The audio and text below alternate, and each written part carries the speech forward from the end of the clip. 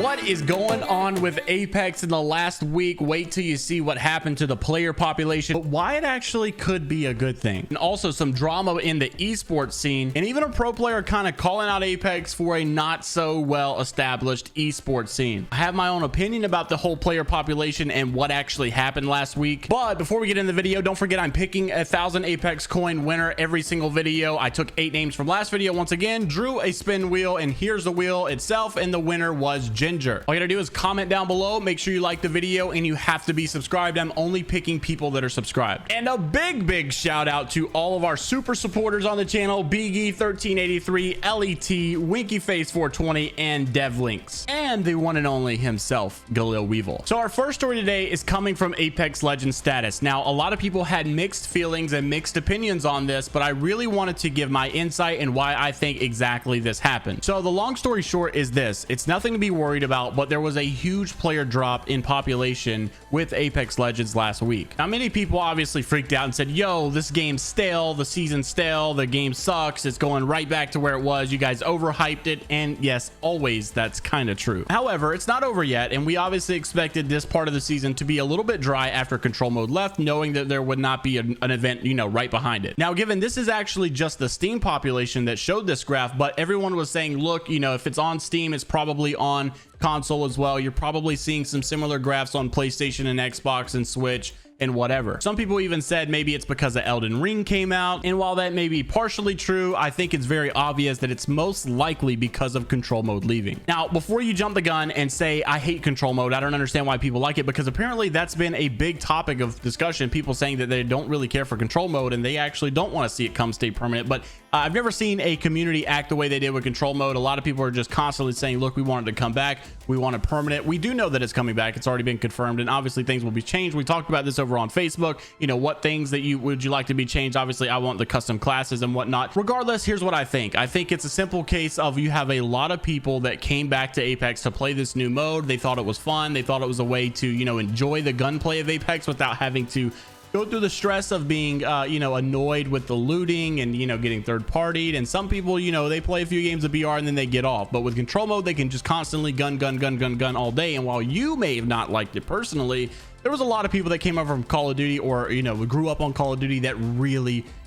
enjoyed it, including myself. Honestly, while control mode was here, I don't think I really played VR in my free time at all. I just played control all day long. And what you got to remember is not everybody sees it the way you do. So while you may not personally enjoy it or get that thrill out of it that some other people do, a lot of people really enjoyed it. So honestly, it's no surprise that there was a big dip in player population whenever it did leave. And honestly, I think this could be a good thing, because it's kind of showing Respawn by way of numbers and graphs and statistics that we really do want these other game modes, and maybe it will kind of pressure them to move into these more multiplayer modes, and maybe having some diversity in Apex of game modes and what it has to offer, what game modes people are allowed to play. And the reality is there's player bases out there that love all different types of game modes, and when you look at games like Call of Duty, they literally offer everything: battle royale, your multiplayer, zombies, campaign, they have it all. I really hope Apex moves in that direction at some point. Maybe we won't see such large player base drops like this or graphs like this of people leaving when all the gameplay preferences are accommodated. I know we've all talked about how cool it would be to have a campaign mode on Apex, especially with how lore intense it is, but then also think about, you know, how cool would it be to have some kind of Apex mode of zombies or something where you can play waves and waves and waves of stuff and see if you can make it all the way to like wave 100 or wave 50. You know, whether you like it or not, the reality is there are some people that would really like to play that over all the other game modes that we have now, and it only requires you and 2 other friends or so, and obviously all the rest are bots. So I don't think it's hurting the player base whatsoever to have things like that. The only thing it's doing is promoting the game more and giving players more options of things to do. And people who get frustrated with battle royale or don't really like arenas, I think control mode offers the perfect balance for that. Maybe even if you add like game modes, hardpoint, capture the flag, whatever, I think those would really flourish on this game. But like I said, I think the main thing is it would accommodate so much more preferences out there of game modes that people have, and I think control mode is the reason you had this big dip in the player base, because I believe we also saw at the beginning of this launch, I think Steam was at an all-time high of player bases for Apex Legends. So it could be safe to say that we were experiencing some of the all-time high player players on Apex all around. And like I said, I think it's because so many more players out there were being accommodated to with their preference of gameplays. I've said this for a long time, but I think Apex would benefit very well if they had a system where you get on and instead of clicking continue on the main menu, you could click, battle royale on the left side, or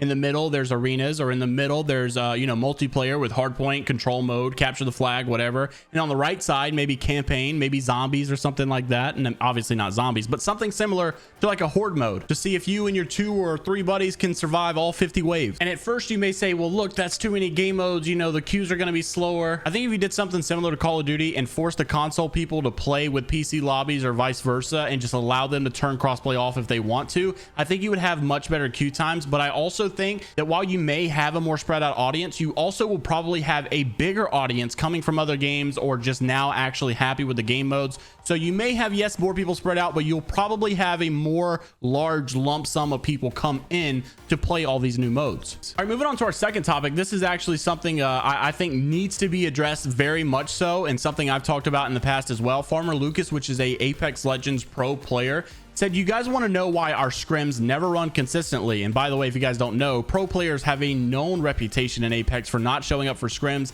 The esports scene is really not taken as seriously as it should be.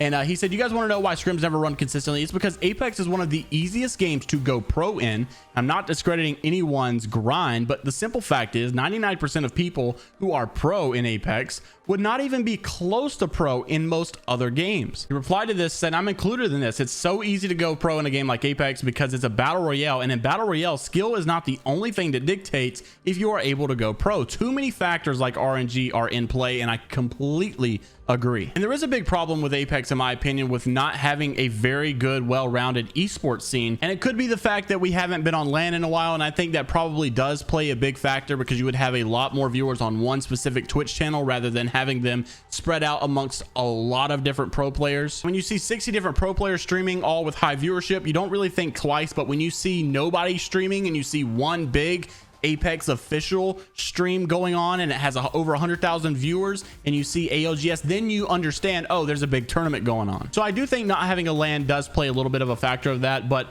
this is what someone replied though, and said, I'm curious as to what you think could be the fix. I come from League, and one of my big goals is try to go pro in Apex. And he replied saying, in my opinion, there really isn't a fix for battle royale games. And I completely agree. It's one of those things that just really doesn't hit as hard as back in the day watching CSGO team versus team. You don't get that TSM versus Cloud9 feel. You don't get that really intense matchup between organizations anymore. It's all about TSM killing this team, but then Cloud9 third partied them, and then they won. But then wait a second, Coon Garnet third partied them, and then wait a second, NRG was in with the 5th party and they won the whole thing. And you can't really know who wins because you got to go stop it and go tally up the scores. There's no intensity, there's no hype. It's nothing like it used to be. It's constantly, I see pro players complaining about other pro teams not showing up for scrims, and it really just feels like Apex Esports is not taking that seriously. Only when like the World Championship comes around, all of a sudden then people care. Even Tech was calling out organizations for not taking it seriously when he said Apex orgs dropping players or entire rosters for lack of performance,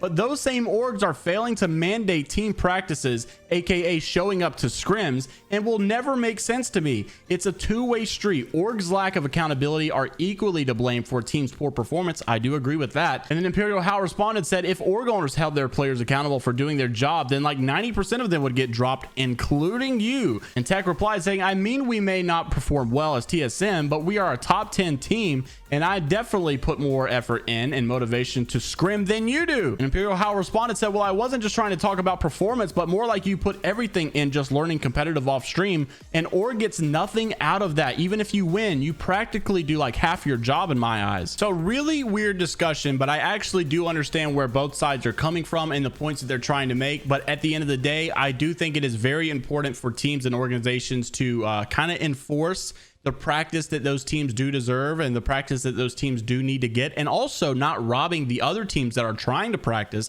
trying to put in that work, but not able to actually get good practice because the other teams just simply don't want to show up. And our golden nugget for today is the fact that Post Malone has an abundance of Apex coins and an abundance of crafting metals. He actually has every item in the game to where now he's opening up packs and getting Apex coins. So if you had this many crafting metals, this many Apex coins, what is the one item you want to come back in the shop so that you can buy it? Let me know down in the comments below, because don't forget, I'm giving away 1,000 Apex coins and picking one of you. All you gotta do is comment, leave a like on the video, and make sure you're subscribed, because I'm only picking people that are subscribed. I'll see you all in the next one. Have a great rest of your day. It's Vibrate only positivity, and until next time, later, Gators.